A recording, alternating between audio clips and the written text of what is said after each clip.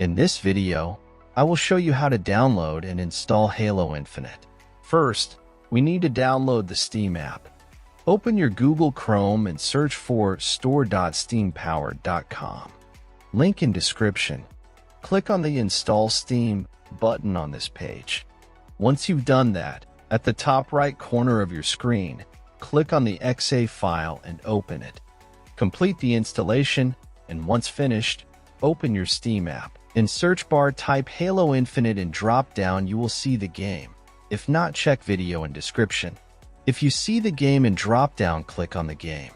Now click on Add to Cart button beside original game. In new pop-up, click on View My Cart.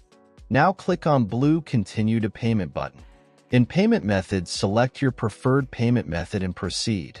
After you're done with payment, next steps I will show with game I already own. After completing the purchase, go to your library. You can use the search box to find game you just bought or navigate directly to the games category. Next step I will show on game I own. First, click on the game you want to play. Now click Install. Complete installation process. When installation completed, click to play, and that's all. Thanks for watching. Subscribe and help reach 1,000 subscribers mark so I can make more tutorials.